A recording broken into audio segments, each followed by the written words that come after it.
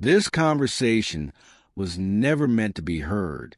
It was recorded in silence, behind closed doors, far away from the television lights and the polished world of media.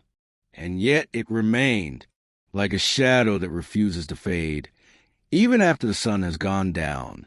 Sylvia Browne. For decades, she was known as a psychic, a woman who spoke of the unseen, who guided people through their grief, who sat in front of millions on television and told them what waits beyond. But this interview is unlike the others. Here, she wasn't a TV personality. She wasn't performing.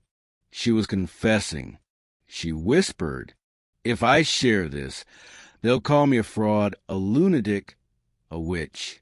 But silence is heavier than fear. What she revealed wasn't sensation, a cheap headline, or a spooky story. It was something else, something deeper. It sounded less like a prophecy and more like a reminder, like someone quietly pulling back a curtain to show what has always been there. And she began with a question that silences even the bravest minds. What is death, and why do we fear it so much? Her answer shattered the ordinary. Death, she said, is the greatest lie humanity has ever believed. A trick, a veil, a way to keep us afraid. Because fear is the strongest chain that binds a soul. It was 2004. Sylvia returned home after one of the heaviest days of her work, listening to grief, pain, loss. She was drained, hollow, her body aching with fatigue. She collapsed on the couch, and sleep came fast. But when she awoke, it was not in her body. "I opened my eyes," she said, "and I was nowhere. There were no walls, no ceiling, no ground. Just an endless expanse. My vision was not through my eyes, it was through my soul. There stood a presence. Not an angel with wings, not a demon in shadow, but something else, something in between. She called it guardian. It asked her one question, "Are you ready?" And without hesitation, she answered, "Yes." She felt herself pulled further, as if the weight of the earth fell away. It wasn't frightening. It was like slipping into a greater truth. Sylvia always described death not as an ending, but as awakening. "We think waking up in the morning is returning to life," she said. "But the real awakening comes when the body falls asleep forever. Only then do we remember where we truly belong." The first place she entered was what she called the gray zone. Not heaven, not hell, but a space of stillness, of echoes, a place for souls not yet ready to move on. Here, Sylvia saw what she later called the loops. Souls endlessly repeating the moment of their death, or their greatest pain. "I saw a man lifting an invisible gun to his temple, over and over again. I saw a mother screaming, 'It's my fault,' again and again, trapped in guilt.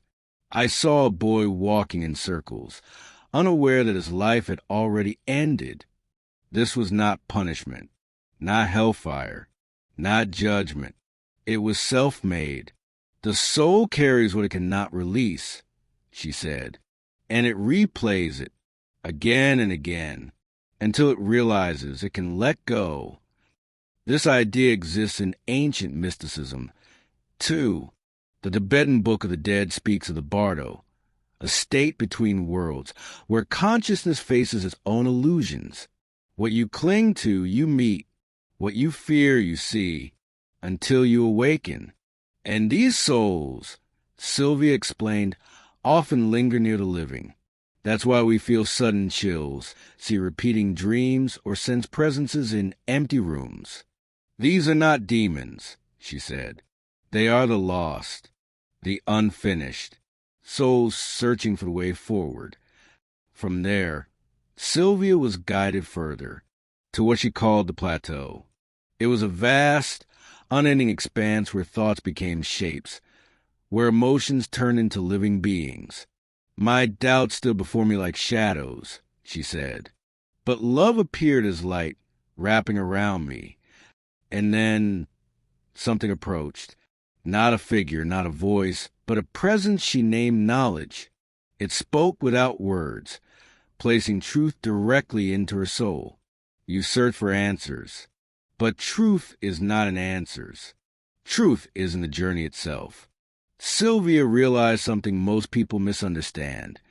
The afterlife doesn't hand us ultimate explanations. Instead, it reflects back what we're ready to see, what our soul can hold. Nothing more, nothing less. And then came the greatest revelation of her vision.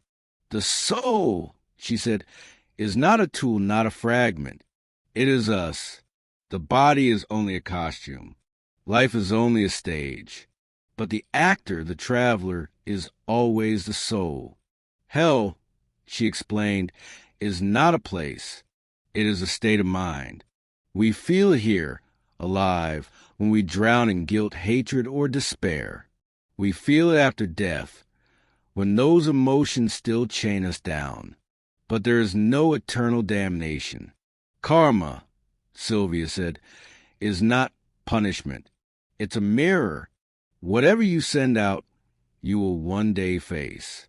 Not because God condemns you, but because your soul cannot escape its own reflection. And above all, she insisted, no soul is lost forever. Not one.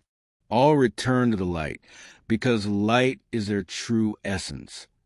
Ancient teachings echo this. In Kabbalah, the soul is described as a spark of the divine, destined to reunite with its source. In shamanic traditions, death is the homecoming of the spirit. Even quantum physicists, probing reality, whisper of consciousness as something that doesn't end, but shifts. And then Sylvia returned. I opened my eyes, she said, and the light in the room was different. Thick, golden, alive. I knew this was not a dream. This was truth. She wrote everything down in detail. But then she burned the pages. Because she understood this was not meant to be a book, a performance, or a product. It was meant to be spoken, heart to heart, without paper, without proof. Her message was simple, yet it carried the weight of eternity. Life after death is not the same for everyone, she said. It is a mirror. It shows you what you are. If you run from yourself, you meet your shadow. If you live with love, you are embraced by love. There is no judge, no eternal courtroom. There is only the truth of your own being. We did not come here to be perfect, Sylvia said. We came here to be real, to stumble, to rise, to hurt, to heal, to love and to lose, to discover the soul by living through the body. And in the end, Sylvia left us with words that sound less like prophecy and more like a quiet prayer. Do not fear silence. In silence, truth speaks. Do not fear pain. Pain is not punishment.